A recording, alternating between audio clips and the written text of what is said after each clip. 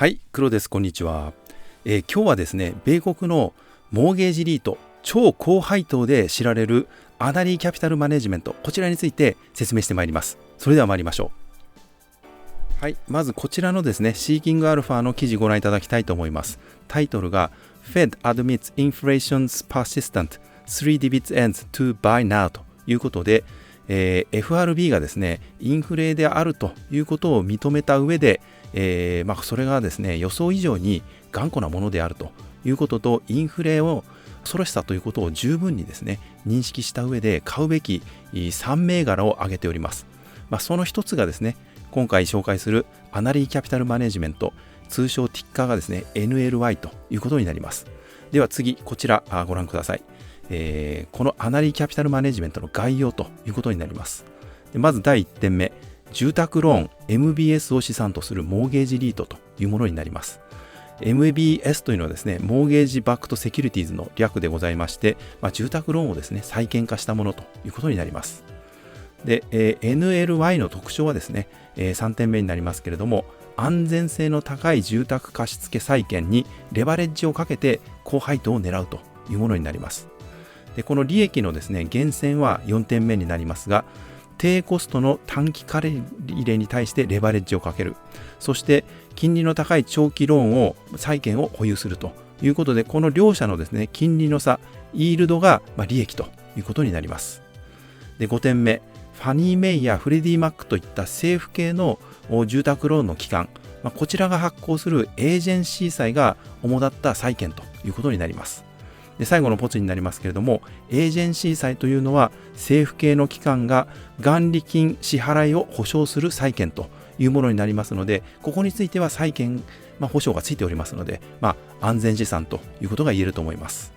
で続いてこちらをご覧ください。このアナリーキャピタルマネジメントの概要ということで、Yahoo ファイナンスのですね、トップのページになりますけれども、注目いただきたいのはこの赤枠の中ですね。まず上の方、ベータ値がですね、1.3 ということで、従前の動画からですね、不動産リートに関しては比較的ですね、このベータ値が低いということを申し上げてきたんですが、この NLY アナリーキャピタルに関しては1を超える比較的高いベータ値ということで、景気や指数の動向に対する感度が高いということが言えます。そして、下の点線、これが何といっても最大の特徴かなと思うんですけども、今回ここで見るとですね、配当利回りが 9.97%、これタイミングとかサイトによっては 10% を超えているものもございます。つまりものすごい高配当になっているということで、この高配当ぶりが魅力の一つということが言えると思います。では続いて、こちらチャートを見てまいりましょう。でこれ過去5年間になるんですけれども、赤がですね S&P500、 そして、下の青いラインが今回ご紹介の NLY ということになります。もう見ていただいて、一目瞭然ですけれども、S&P よりもですね、はるかに下の方を行っているということで、この5年間で見てもですね、S&P500 はですね、100% 程度の成長を達成しているのに対して、NLY はですね、5年間トータルで見ても 17% のマイナスということで、キャピタルゲインを期待して買うような銘柄ではないのかなというふうに思います。はい、続いてこちらをご覧いただきたいんですけれども、先ほど紹介したシーキングアルファの記事、この続きでですね、イールドカーブについて紹介しております。前のページでですね、短期金利とですね、長期金利、このですね、イールド差、これが利益につながるという話をしたんですが、こちらのグラフ、左側に行くほど、この緑の字になりますけども、短期金利、そして右側の赤い方、こちらが長期金利ということで、右側に行くほど長期金利高くなりますから、右側に行くほどグラフのラインも上がっていくということで、このカーブがですね、右に行く角度が急であればあるほど恩恵が深いということになります。そこでシーキングアルファ、このように結論付けています。NLI はエージェンシー債とクレジットリスク資産両方にエクスポージャーを持っている。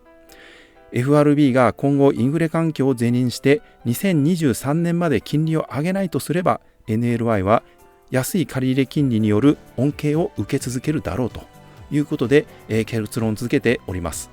ということでシーキングアルファでは買いを推薦しておるんですが、いろいろと難しいことが多いようです。ということでまとめの方に参ります。まず1点目、NLY は米国を代表するモーゲージリートの一つということになります。で、2点目、10% 前後の高い配当リターンが魅力となります。3点目、保証のついた政府系機関のエージェンシー債が裏付けとなります。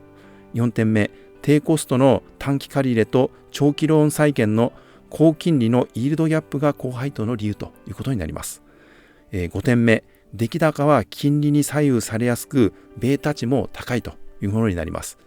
また過去5年のチャートを見るとですね、必ずしも高い成長だったとは言い難いという点もよく覚えておいた方がいいと思います。で、最後になりますけども、 FRB による2023年までの利上げがないとすれば、高いイールドの恩恵があるかもしれないというメディアの予測もありますけれども、イールド差の予測をすることはですね、非常に難しいということで、投資にあたってはですね、注意が必要なのかなというふうに思います。ということで、高い配当非常に魅力的ですけれども、成長がどうなのか、またイールド差の予測が難しいといった点をですね、十分に注意していった方がいいのかなというふうに思います。はい、ということで本日の動画いかがだったでしょうか。もし役に立ったなと思ったらいいねボタンを、またチャンネル登録をしていただけると励みになります。ではまた次回の動画でお会いしましょう。さよなら。